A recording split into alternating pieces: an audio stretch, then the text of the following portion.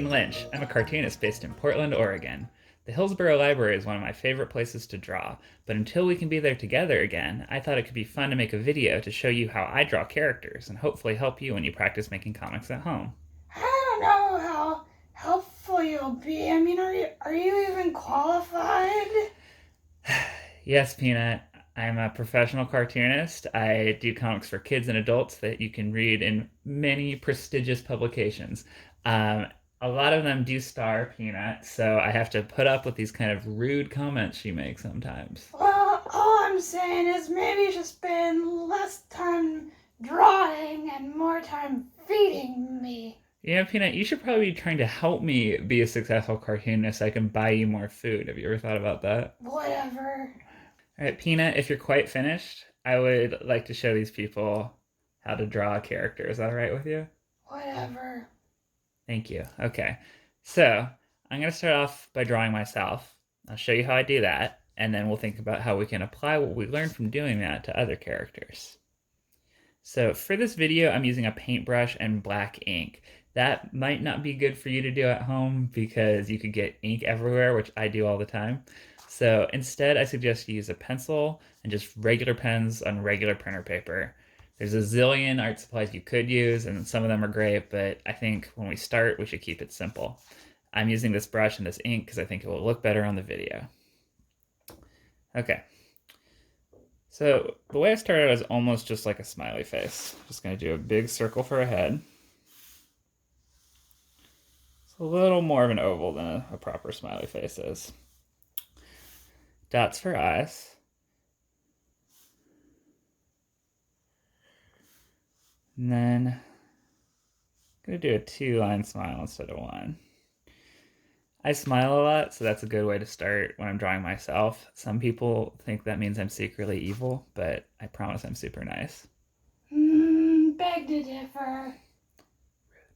Okay, so I also have a kind of pointy nose, so put that on there. I have reasonably thick eyebrows. Some people have really thin eyebrows or hardly have them, but so I'll draw an ear on here so that I can hear when Peanut says rude stuff to me. What? Nothing. But I'm going to keep that pretty simple too. I'm just doing one big hoop for the outside of the ear and then a smaller one for the inside. Put a little suggestion of one on the other side too. But the big feature, I think, that might be the first thing someone remarks on when they see me is my hair. It's pretty long on this side and pretty short on this side, though I've got a little bit of a weird part here right now. So let's see if I can get that in the drawing.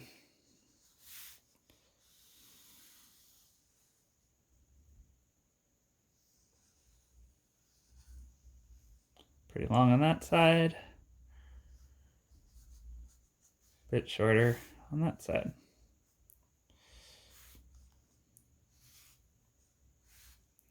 Wearing a black t-shirt, so I put that in. And I think that's a decent cane.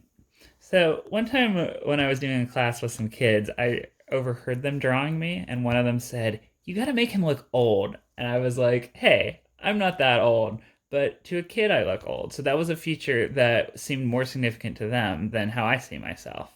So when you're drawing a character, just think about what features you want to emphasize to make them look the way you want.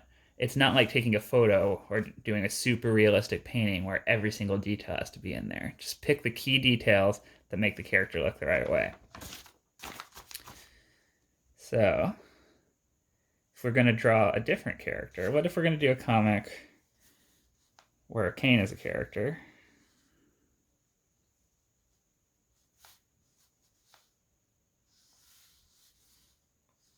Got that swoopy hair in there.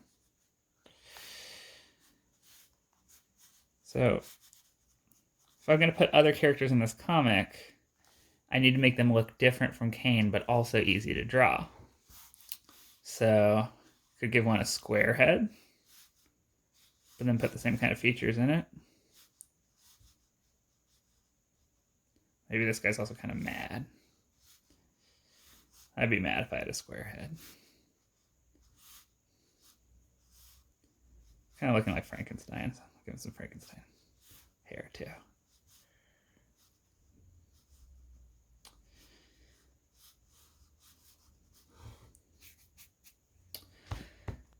Is there anyone else I should draw? I can't think of anyone. Mm, Yes, Peanut, do you have a suggestion? mm, Well, Peanut, I can't think of anyone else to draw, so unless you have a suggestion, I'm just going to have to end the video. you should. I want to be drawn. Fine, whatever. It's not like I've drawn you a zillion bazillion times, so okay, let's do it. So if I'm drawing Peanut, I'm going to start off with a shape that's pretty similar to the shape of my head, except it's got those pointy cat ears on top. Going to do those same dots for eyes. But maybe I should stop here. Peanut doesn't really smile. She's got a kind of simpler mouth structure that's more like the nose and the mouth connecting. I think that's kind of a good basic cat face. If I put in a couple more details on the ears, put in some whiskers. If you'd never met me, if you just started this video right now, and I said, what's this a drawing of? You'd say it's a cat. I'm pretty sure. But it doesn't look like this particular cat that lives in my house and says mean things to me. What? Nothing. So, what features should I add to make this look like Peanut? First is she's a calico cat. So I should put in a little bit of that special pattern she has. Since I'm working just in black and white, I can't put in too much of that. It's not like in some of the other drawings I do of her where I can have a full color animal. Because if I do all these lines across it, it's going to interfere with the main lines that make up the drawing. But if I put in a few up here, I can have that suggestion of her pattern. So I think there's two more things I need to do to make this look like Peanut. The first is I'm going to cheat a little bit and just give her a collar. And on that collar, I'm going to put a big letter P. So if someone's looking at this comic and they're like, wait, which cat was that again? They have a pretty good clue there.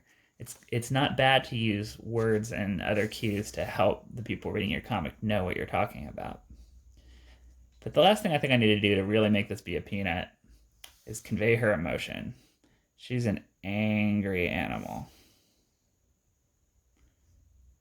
I think that's pretty good, but I think it's still missing something. If you look at Peanut closely, you might notice that her face is a little unusual. She has a bald area around her mouth from allergies she had as a kitten. So I'm just going to add that in to capture her full, strange, unique beauty. I don't know what you're talking about. I'm perfect. You are perfect, but you're also a weirdo. Okay, so I think that's a pretty decent Peanut. That's how Peanut looks to me. If Peanut did a comic about herself, I bet she'd look pretty different. And if you drew a comic about her, it might look different than mine. Don't think about how to copy the exact drawing. Think about how to use these ideas to draw in your own way. I'm going to give you an example. What if a mouse were going to draw Peanut? In this world where cats can talk, maybe mice can draw comics. I've never seen it happen, but I don't want to say it's impossible. So to me, Peanut is this small, cute animal that I feed. She snuggles with me. We have a certain kind of relationship. But to a mouse, she would seem totally different. To that mouse, she'd just be a blur of fangs and claws. So when that mouse drew Peanut, those are the things that would seem significant to them. They wouldn't be thinking about how her chin looks or what words are written on her collar. It would just be all claws and fangs. This drawing's a little messier, but I think that's actually good because it makes it look more like it's a chaotic, moving thing. Kind of helps convey that terrifying quality.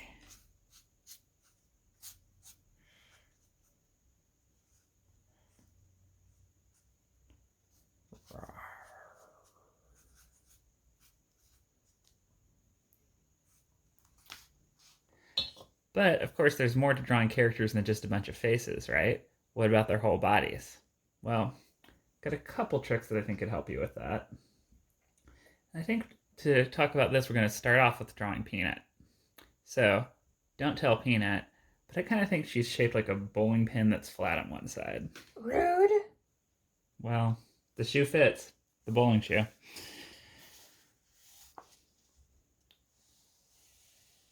So make a shape like that.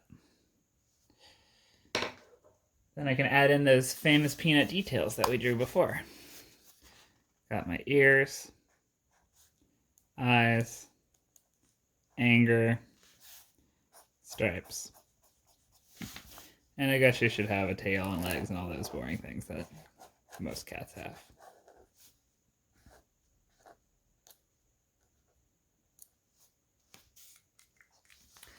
So I could use that same shape and draw a different kind of creature.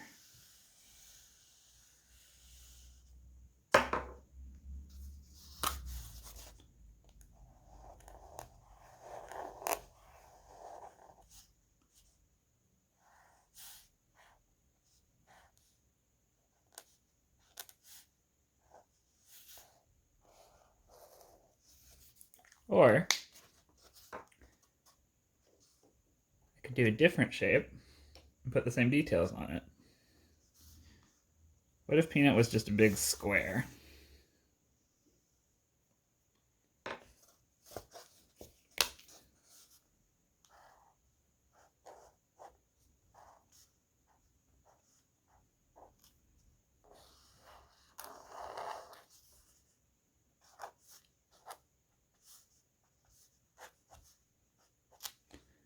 Doesn't really look like Peanut anymore, but I think we could even use it as a new character if we wanted to.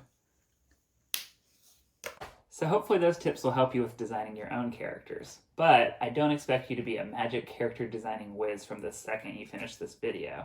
It's going to take a little bit of practice. Luckily, we have a worksheet that will help you do that very thing in the comments of this very video. Now, it is going to be some hard work. Work? I don't know about that. This maybe sounds too hard for me. I'm just gonna steal your drawings. Peanut, you can't steal stuff all the time.